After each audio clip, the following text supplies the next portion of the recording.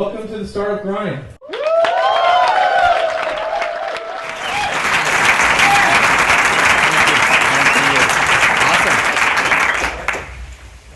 Well, that's awesome. That was worth it right there. All right. That was great.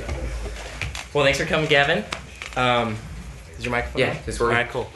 Okay, so to get started, we like to go back to the beginning. So just talk us through your childhood a little bit and some experiences you had, and maybe when you first felt that you had, the entrepreneurial spark, or maybe your first business you started as a kid. Sure. So my background is I grew up as a kind of a military brat. And so that's, for those of you that have done that, it's kind of defining experience, moving every few years, I think prepared me kind of for this part of my life. I grew up, I always joke that I had, great education. I benefited from public schools in places like Price, Utah, and Lubbock, Texas, and some of the outstanding academic institutions of the country. So I think, so for me, I think those were pretty formative experiences, going to some actually pretty rough schools and kind of going through that. I actually went back and looked at some of the videos of past Startup Grinder speakers here, and I think that I would characterize myself similar to some of the others, where I think I was someone who maybe had a real strong independent streak from the beginning. I wouldn't say I was necessarily looking to start a business at kind of every turn. I had the lemonade stands. I figured out ways to make money here and there, but I think it was more, I guess I was really motivated to do things that maybe change the world around me a little bit. I think that was kind of more of a motivation for me than actually than starting a business. And I guess I can keep going in terms of, so my career choices were actually pretty different than where I ended up, which is true of a lot of the folks in the room. I went to undergrad at BYU, and my family was, was sort of the first. My parents were kind of the first generation in their families to go to college, and so really academics was that was a real stamp that hey, you've arrived and you're somebody. And so I really kind of was becoming defined by that going in, and so I was thinking, hey, PhD, and I knew I liked to read and teach, and so I was thinking I'm going to be a PhD in literature. That was kind of my plan. And then I went on an LDS mission, and I think to Norway, and I got really pragmatic after that. And I came back, and I had kind of a view on the world, hey, life's hard. Why, I don't want to do necessarily that to myself if I don't need to. And what's cool for me is that some of those basic impulses of teaching and ideas and being passionate about analyzing things, I really end up being a lot more valuable in the venture world than they were in literature, for example. And I what's cool is I get to do a lot of things that I loved and what I do now. So that's sort of a long evolution to your question, but so for me it was just, I think it was a passion of trying to influence the world around me. I think it was kind of what motivated me. And I think what eventually, as we get to the story of Kickstart, that's kind of where that happened. Is we've got some folks in the room, Mr. Ahlstrom here, who was very important in that process. And I think there was what I tell entrepreneurs now who are starting a business is, there's a confluence of factors that made it so Kickstart could be, a lot of work that Paul did, some work that I did, and it wasn't perfect, and it had all kinds of problems. But as I kind of got into it, I realized, this is all I wanted, was a chance to kind of make it my own and and really make a put a dent in the world, as some people have said. And once you start getting into that, it's wow, it creates its own energy. So anyway, okay. Long answer to your question. All right, well, we'll get back to Kickstart, but first I kind of want to just talk about, so you graduated with honors from BYU, so that's pretty awesome. There's actually an interesting story there that maybe is worth telling. I grew up a little bit in Norway. My dad was a physician in the Air Force, and at the time of the Cold War, Norway was a big strategic area. And so went back there on a mission, learned to speak Norwegian. So when I was doing my internship during BYU, I thought, okay, I just want to figure out a way to get to Norway. That was my whole. That was kids these days are much more intelligent about their careers. I was I need to figure out a way to speak Norwegian. So I knew a politician, and so I was able to get this cool job in Norway where I literally was paid literally under the table, with cash, and it was actually under the table with a shipping company. And so I was in Houston, and I was in Bergen, Norway, and I ended up sailing back on a chemical tanker for a couple weeks, which has its own story. Very interesting experience, for me. But as part of that, I learned a lot about the Norwegian shipping industry. And so for my honors thesis, I actually wrote about, I'd had a class from Dr. Curl about antitrust, and actually wrote a thesis where I, did a quantitative assessment and showed that there was a positive correlation between freight rates in shipping industry and industry concentration, thereby showing there was monopolistic behavior. Anyway, my thesis advisors were like, this is a bunch of BS. You did your model all wrong, and kind of beat it up. And I think they gave me a decent score, but it was kind of like, yeah, right, type thing. Anyway, when I was at V-Spring, when I was applying to business school, I got a call from the Wall Street Journal, and which was cool. And the guy was like, he's like, so you're Gavin Christensen, you wrote this honors thesis? I found this, in the library or whatever. And he's like, the EU is investigating all those firms for price fixing. And he's like, what I want to do is talk to you and figure out how some kid, an undergrad in Utah, landlocked Utah, figured this out, and the EU never figured it out. And anyway. So it was. I had an insider's view, which was helpful. So. That's a pretty good gift. I guess this is going online, so I got to be careful about all that. But yeah, I had an insider's view. So that was the honors piece. So it was worthwhile. Awesome. Okay. So after graduation, what did you do? What was your first job? So I got married, and I, I guess to give an illustration of, and I guess this is maybe what prepared me to be an entrepreneur, I would say, is that I was a pretty scrappy guy. I actually didn't have a car at BYU. Mm-hmm. And actually, I remember I bought my wife's engagement ring with an Orca grant. another. I noticed there were some confessions. So I've given you a couple confessions. So an Orca grant, for those of you who don't know, is for a research study that you do on campus. Which was the shipping thing. We definitely used some of that for that. But anyway, so thank you, Orca grant. Anyway, so I worked as a investments rep for Fidelity here locally because my wife was finishing school. So, and honestly, I tried with the consulting firms and struck out. I was like, hey, literature professor, came back, and was like, what am I going to do? So I worked downtown, commuted, and was just on the phone all day long, selling, and pretty actively looking for another job, honestly. And then my next, my wife graduated, and then, I got a job in Boston with Monitor. Mm-hmm. And so we moved off to Boston, and I did the consulting live for 2.5 years. And what I tell people that are going to consulting, I think it's an incredible experience and a great way to learn. Part of the learning is just the fact you work so many hours. There's this great book by Gladwell, that talks about the 10,000 hour rule, right, for outliers. And I think with consulting, you get 10,000 hours of work in like 3 years, and you learn a lot that way, just by pure hours. And so for me, it was like a real great experience, but pretty quickly I realized it's not what I wanted to do long term. Mm-hmm. So what did you do after Monitor?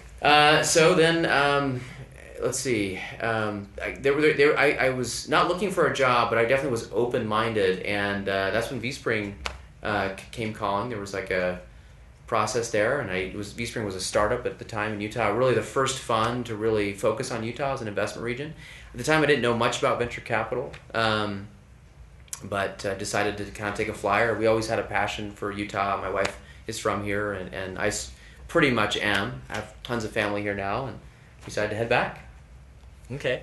So was that offer from V-Spring? Did you reach out to them? They reach out to you? How did that come about? Let's see. They reached out to me, yeah, and it was kind of a convoluted process, as I recall. I remember there was part of the interview process was a Halo night at Greg's house, Greg Warnock's house, and it's like a rite of passage. Yeah. Anyway, it was kind of fun. I was like, actually, I remember it being like, I brought my wife, and it was like, we're coming from Cambridge, right, where everything was pretty stuffy, and it was kind of an interesting culture difference. But it was fun. It was great. I mean, V-Spring was just like, at the time, was just like the bomb. It was just a great place to be. A lot of great deals being done, and then the folks below the partner level, just some incredible talent. So it was great. Awesome. So did you have like a mentor there, or somebody that you felt shaped your career? Like, when did you fall in love with venture capital and decide that's what you wanted to do? Was it this first time with V-Spring, or was it at a later time?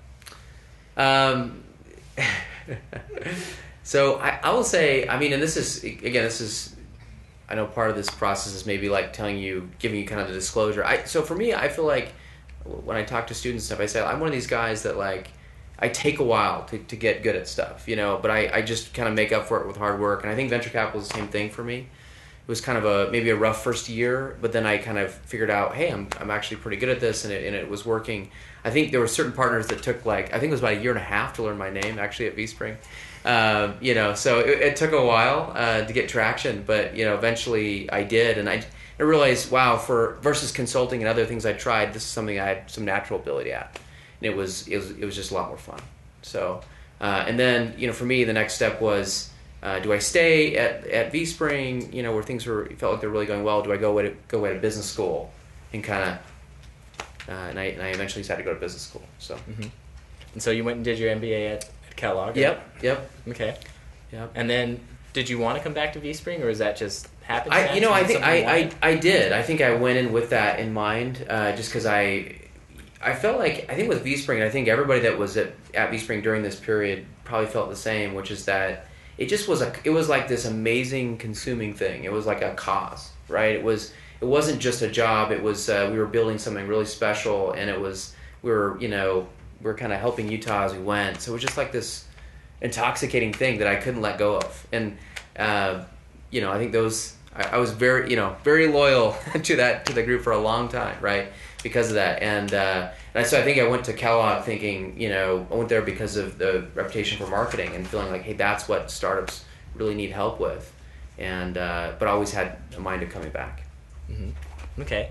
So while you're at VSpring, when did you actually feel like you had made it as a venture capitalist? When did they say you can lead a deal or let you go out on your own? When did that first happen? That's one of the great things about VSpring, right? They kind of let you do that from essentially day one-ish. In fact, there's my wife out there actually. So they would give us young guys responsibility that we had no right to really have that early in our careers, and that was one thing that was so great about it, is they would give us all kinds of responsibility and opportunity. And for example, I was able to sit on boards within a year of being at VSpring as a young guy. Do you think that was design on their part or just oversight? We'll just say they're really good. They're really good.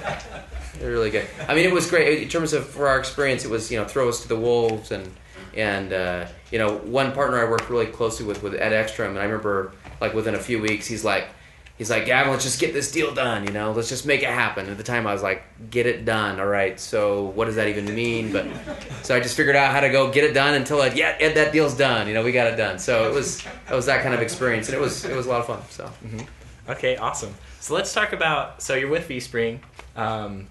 You were a principal with them before you left? Yeah. Okay.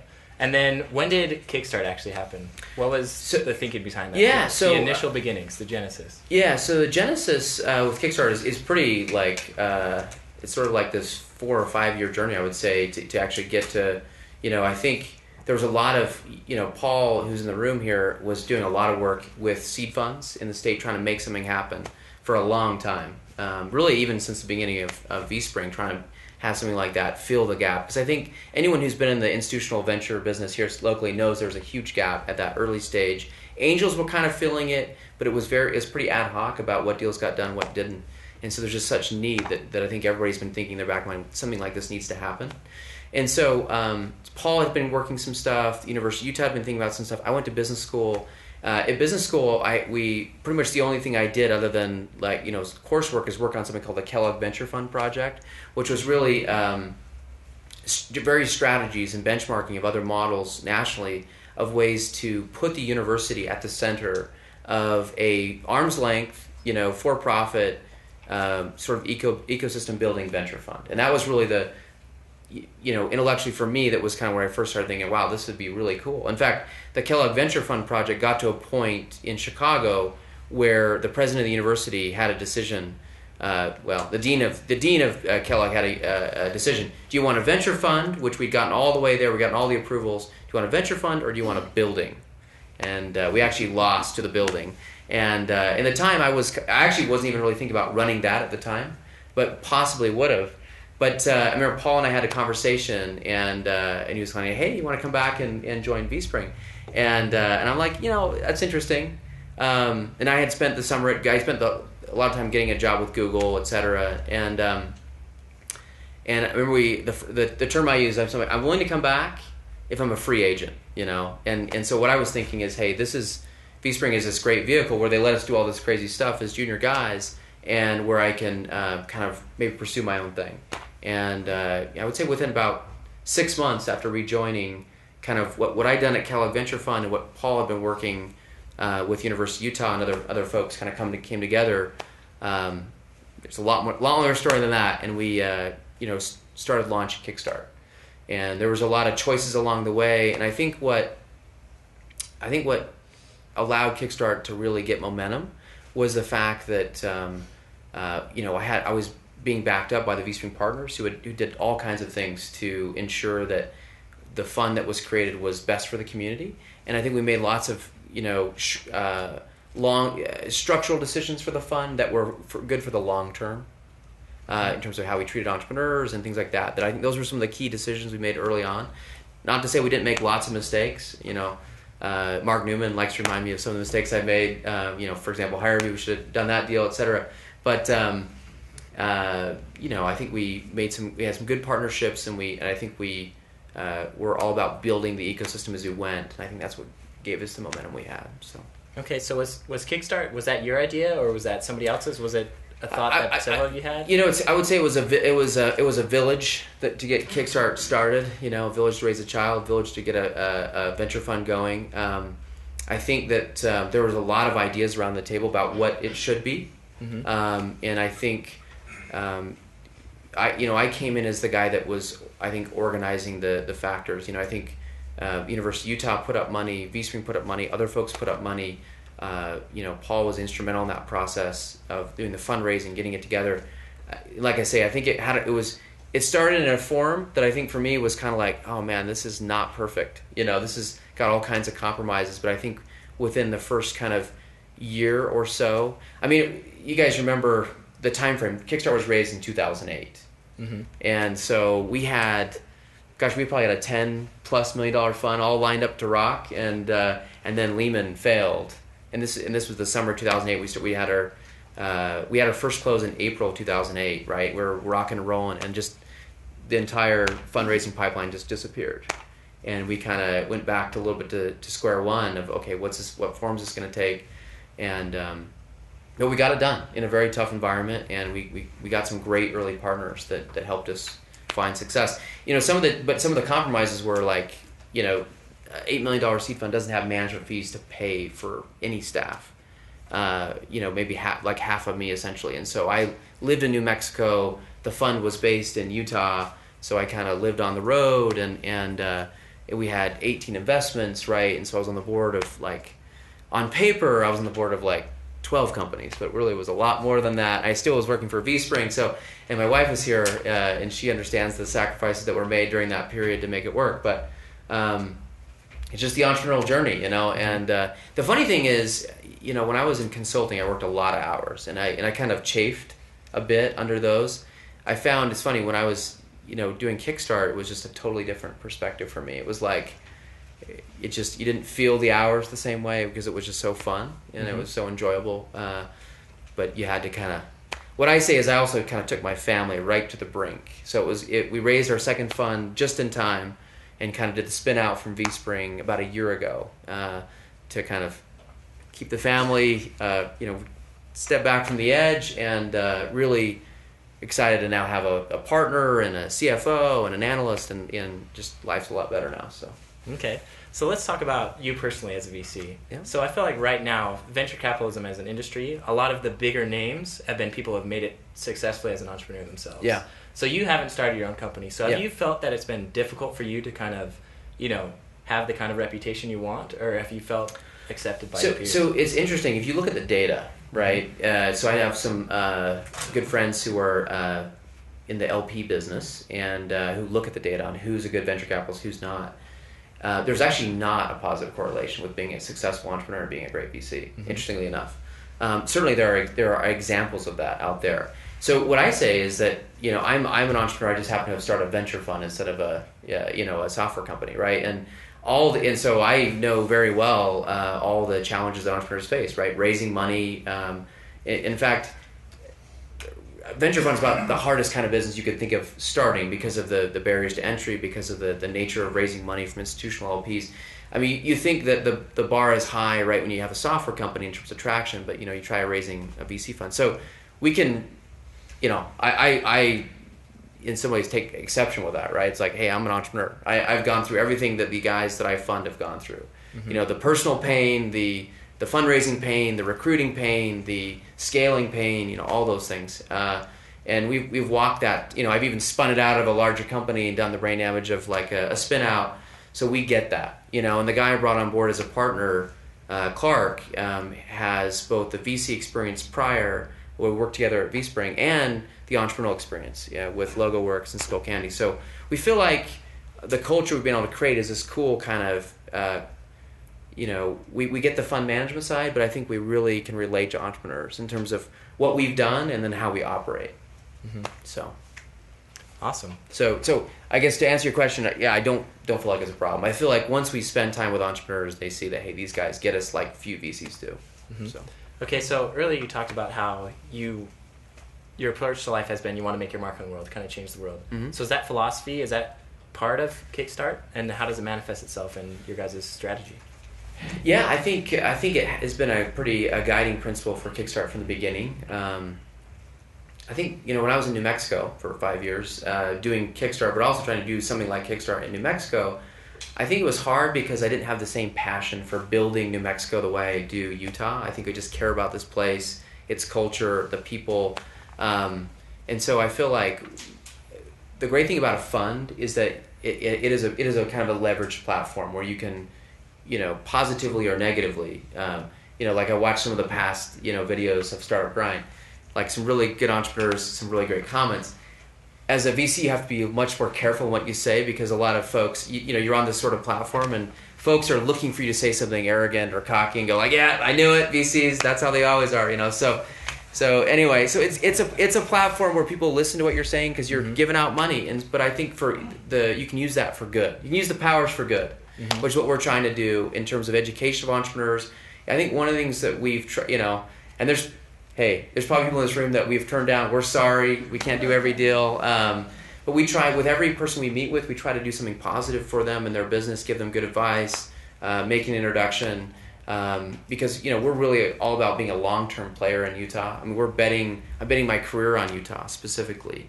You know, all along the way with Kickstart, there's been lots of opportunities for us to kind of go do another fund somewhere else, you know, franchise, et cetera, and we've turned down all those opportunities to date, you know, because we want to be focused on the core business of what we have here of serving the entrepreneurs of Utah, and so, you know, we'll just keep doing that. Mm-hmm. So why this love for Utah? I mean, if you've had all these outside opportunities, what is it that consistently makes you come back here and want to stay here? Maybe it's irrational. I don't know. No, I just love Utah. I think it's a great place to live, great place to raise a family. I think. One thing that is, as a VC, that's so fun is that there's so much entrepreneurial passion in Utah, just innately. And what we tell people is that I think historically it was always there, right, from the pioneer times, right? It was always like chip on the shoulder, we're going to show everybody, we're going to make it happen, right? That was always there. I think maybe in the last 10 to 20 years or maybe 30 years, it's gotten more and more sophisticated. You know, there's more successful companies. They spin off more employees who go on to make their own successful companies.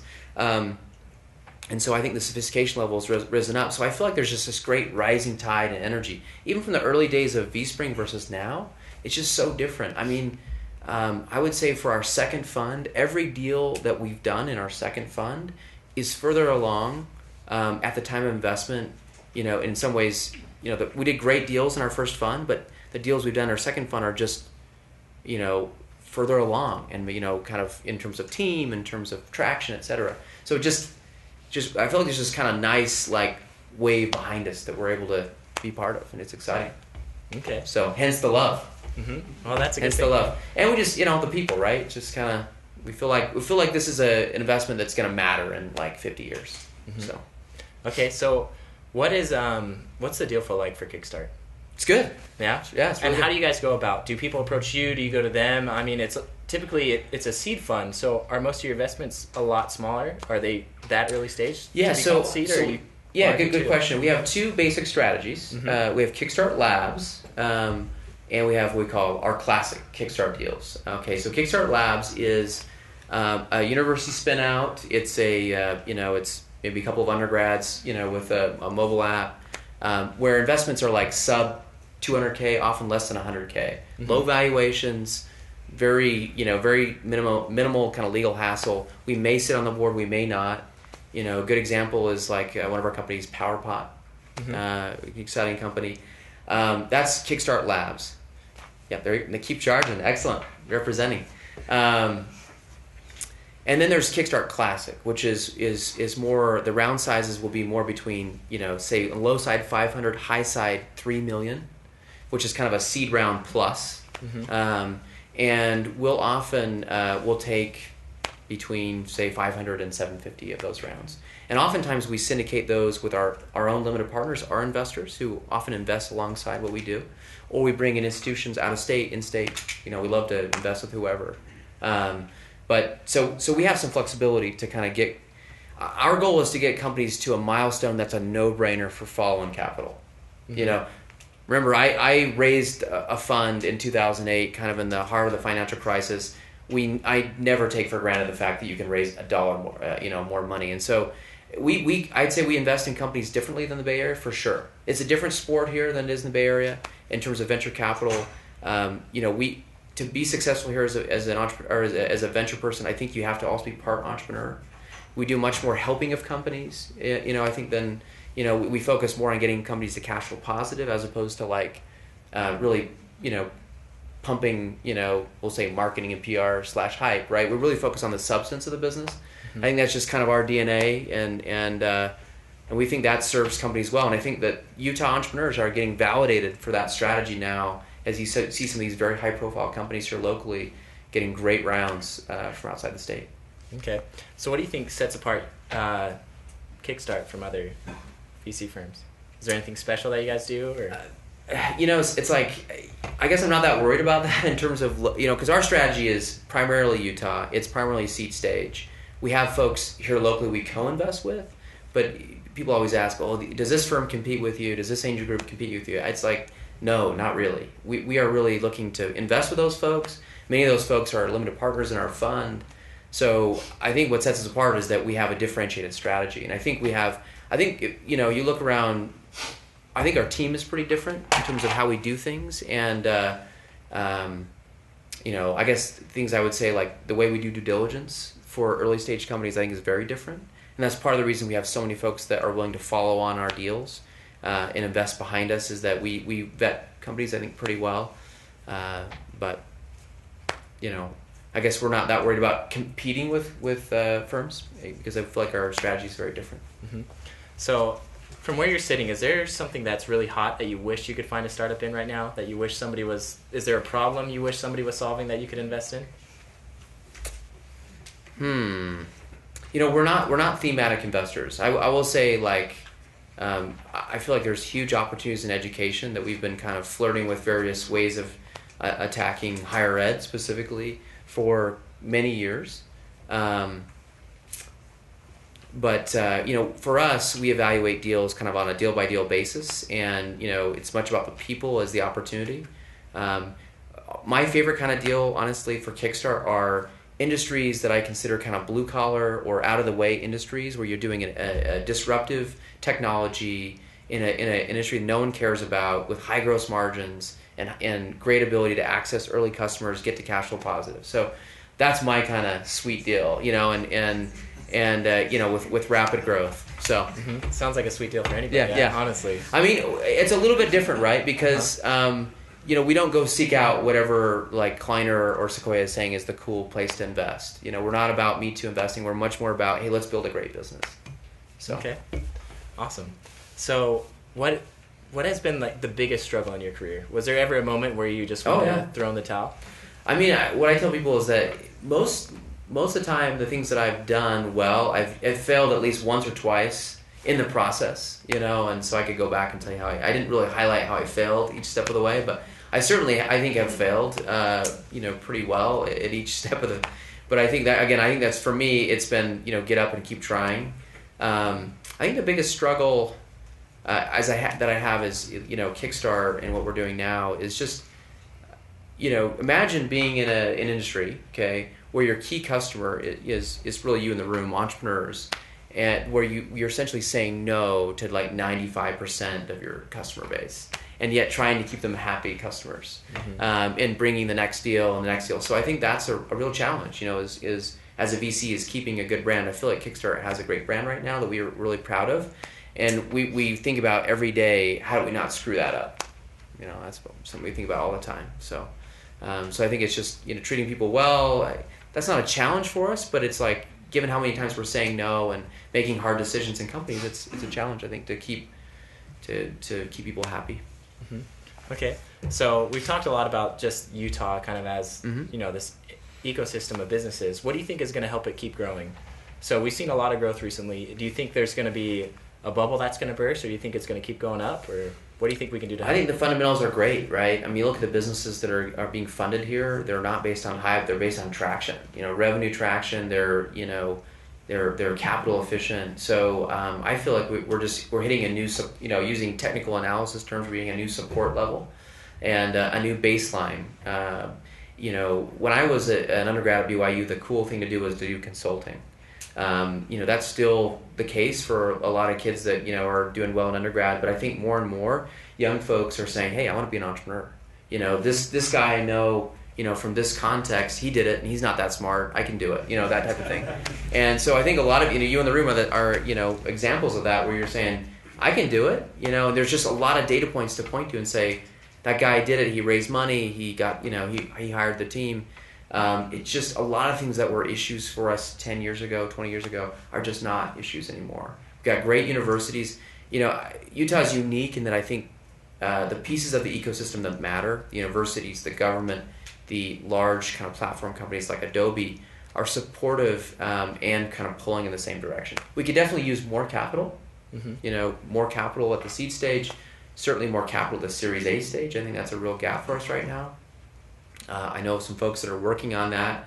We're hopeful that gets, but we could use 2 or 3 firms, I think, at that stage. What's happening now is that gap's getting filled, outside the state, which I don't think is great for the state, honestly. I think that's fine, but I think it'd be good to have more local firms. Those are some things I'd point to. But otherwise, I mean, it's rare to have such a supportive ecosystem, I would say. More platform companies would be great to, a real big win, right, is when we have a platform company like an Adobe here locally that has significant presence and they buy one of our companies, and so the talent doesn't just get lost in an acquisition and stays and goes on for the next deal and the next deal. So I think certainly more of these economic development wins where we pull in stuff from out of state is great. Awesome. All right, so I have one more question and then we'll open up for questions from you guys, but what is the hardest part of your job? So I highlighted saying no, and so I would also say it's definitely, having to be in a position of saying, hey, firing people, right? So I think it's any CEO. So I mean, again, it's no different. Those of you who are CEOs, being in a situation where you realize, hey, this is not the right person for this job or this job, and passing on that's a really hard thing. So I think it doesn't get any easier. I think it's just part of the territory. You got to do it, and you got to do it well, but it's hard. Okay. Do we have any questions from you guys? Yeah, go ahead. This may be a tough one on camera, but what are your favorite or your least favorite investments that you've ever made? Yeah, that's a hard one. You're asking me to choose between my children on camera. So I'm happy to highlight some companies that I think would maybe illustrate a couple extremes. So not necessarily my liking for one company or another, or like just how startups go. Okay, so we sold a couple companies in the last little while. One was a company called Panoptic Security, which some of you may know of. It's in the PCI compliance space, so kind of regulatory compliance space. And that was a company that we invested pre-revenue, and they had some difficulties early on. So we'll just leave it at that. They had some difficulties, we ended up bringing in a CEO alongside the founders, which is how we like to do it. If we bring in a CEO, keep the founders involved. Brought in a CEO to they were more technical founders. This is more of a business founder, and they actually within like 6 months had close a really big contract, which some of you may have heard about, and were able to probably in 9 to 12 months sell the company. So it was one of these where if you talk to the other investors, many folks had thought, hey, we're going to lose our money in this deal. And a lot of our co-investors were local angels, and we knew somebody we knew would be a great fit. Brought him in as CEO. Were able to make money. The founders were really good about it. Right? This guy makes a lot of sense. Let's bring him in. They put their faith in him. It worked out. So it's like one of these situations where the return was good, but it wasn't fantastic. But it felt really good because it was kind of like what could have been versus what was. So that's a lot of work, and decent outcome. And then I think example of, it does happen where a company looks really good, you negotiate, you invest, things just go good, and you sell the company, and it's great. And there's not a lot of drama along the way. That was a company called Grosocial, which we invested in the last couple of years as well. Some of you guys may know Grosocial. Great team. We're solving a real pain point in an industry that was getting a lot of love at the time, and still is. And just from the get-go, they kind of executed versus plan. There were some important introductions that came along the way and strategic partnerships, and it worked out really well for us. So a couple of examples of, and we feel our role is equally important in both scenarios. Some investors, when things aren't going well, it's kind of like, hey, we're done. And that's the difference, I think, being a Utah VC versus maybe not, is we feel like those are times we really feel like we can add value and maybe help find a better outcome. So, other questions? Yeah. You ever look at anything in the energy industry or capital intensive? So one of our theses of our fund is to really go with capital efficient business models, largely because that allows us to be in control of our destiny. But yes, we have invested in energy investments. We invested in Wave Energy, which is a Utah State University spinout, which is a very exciting company. As the other kind of broadly, PowerPot we mentioned earlier is a good example of an energy company, which has got a capital efficient business model. But I would say capital intensive companies are kind of fundamentally out of our investment parameters because of, the problem is you can win. The way we think about it, you can win multiple rounds of the game, up round, up round, up round, and then one screw up, and it resets the table as an early investor. So that's the hard thing for us. Other questions? So you said Utah could use some more Series A to improve the ecosystem. Is Kickstart maybe moving towards that direction, or how do you see solving that problem for Utah? What do you think a solution or a way forward is on that? So we're staying focused on what certainly there's folks who have talked to us about that, but we're definitely staying focused on our core competence, which is seed, pre-seed, and sort of seed plus, which is we do like a round that's $3 million in an early stage company. That is looking a little bit like Series A, but typically that's because the bar for Series A is a couple $100K a month recurring revenue in a software business, say. It's funny, like the Series A's that get done now sometimes are like kind of a vanity round, unfortunately. So everything's kind of moved to the right. The bar is higher now for a Series A, but we'd love for somebody else to come in and fill that, for us is kind of what we're hoping for. Go ahead. So I'm a founder of a pre-revenue product design company. Okay. By accident. Okay. I found the problem, it hit me upside the head, and I've been designing it for the last year and a half. And also on accident, I was kind of brought in to design a prototype for Harley-Davidson regional, not proper. And it's kind of gone like that. Here's the problem. I don't need money yet, but I would love more opportunities, and I attend lots of these kinds of things for this very reason, but I'd love lots more opportunities to fail faster and to essentially punch holes in strategy concepts before they're executed. Because, for example, some of my components are aluminum. There's some amazing raw material resources in the state of Utah. Sure, yeah.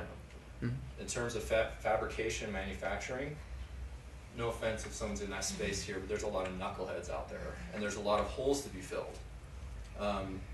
Smaller outfits that have fulfillment problems. I've been through some pain in the last year trying to get this done, to the point that I'm actually considering shifting to more of a in-house fabrication solution. So Yeah. with my situation where I have a buying customer who's saying, we'll buy this as soon as you make it, and I'm trying to make it as fast as I can, not quite ready to scale, probably 6 months to 9 months away.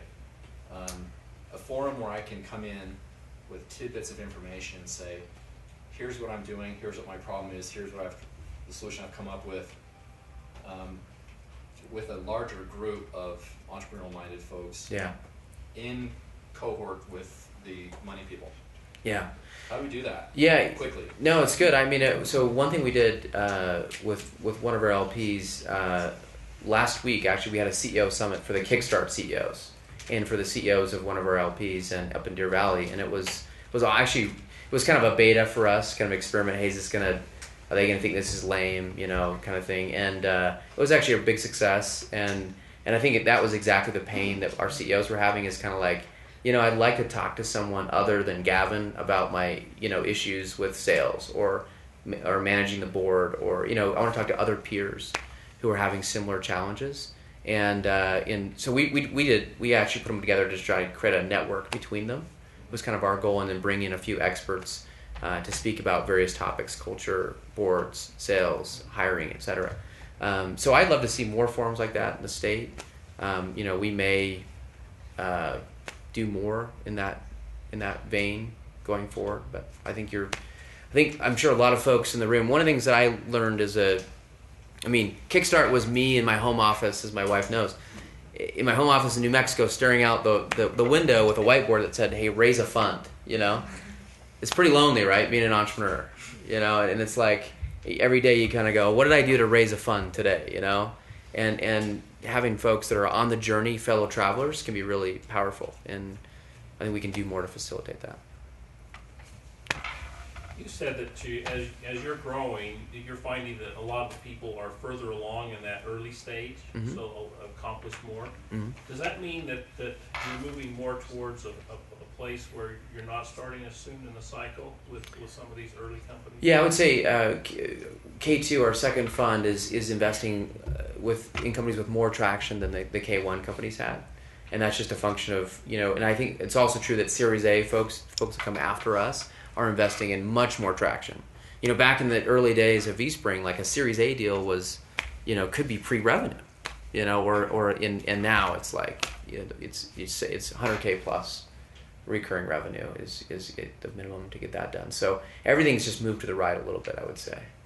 But we, with our Kickstart Labs, we're really trying to still play in that pre-revenue area, for special companies.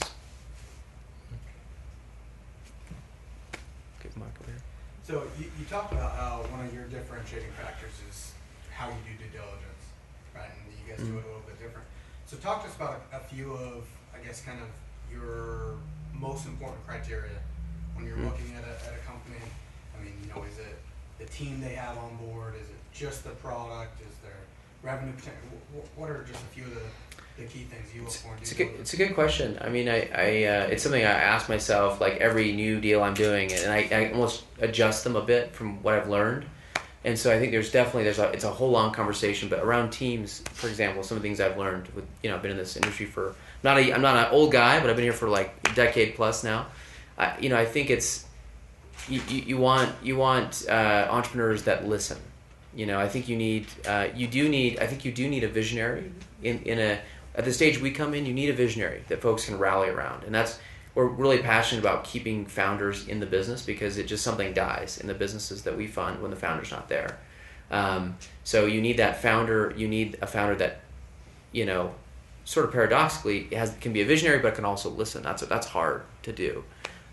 We believe that a capital efficient, kind of scrappy culture is set from the very beginning. And if that's not done right, it's hard to ever fix. So that's another thing that we definitely look for. we're big fans of Paul's book Nail It and Scale It. We're fans of Lean Startup. We're fans of customer development. The Steve Blank kind of customer development process, because we feel like that iteration.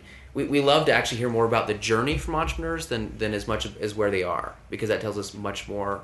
So that's all around the management and sort of the traction element. Really, I would say the subtle thing that is like most persuasive to us, for me personally, to invest is like momentum.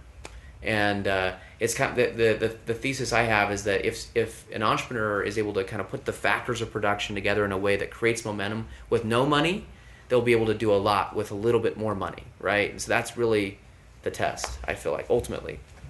Certainly we like, markets with high gross margins and intellectual property and kind of all those things. But I think the momentum piece kind of is the nutshell. And there's a couple other questions. Yeah. You mentioned the education space being one of your interests. Yeah. And where we've got companies like Udacity and kind of people trying to solve that. But what do you hate about the current solutions that are kind of being put out there, and what do you think might be a possible alternative? So I have to caveat and say we haven't done a deal recently there, so I'm not super up to speed. But what I would say is, what I hate about it is how powerful the entrenched interests are that have been kind of blocking innovation for a long time. But I think you look at a company like Instructure, and it's super impressive what those guys have done in an industry that I had kind of written off as like, where can you get innovation in this industry with this entrenched competitor? So you can clearly take those powerful interests on with the right approach. There's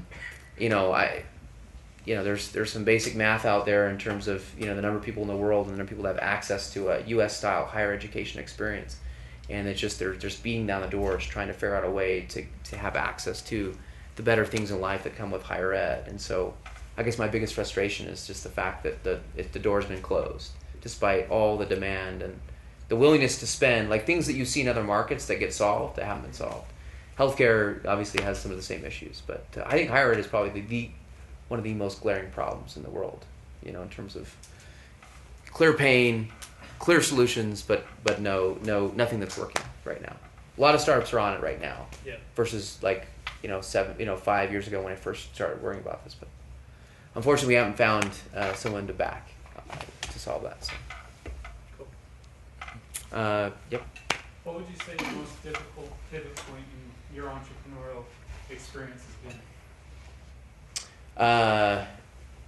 So for me, if I think about Kickstart as my entrepreneurial journey, I would say, I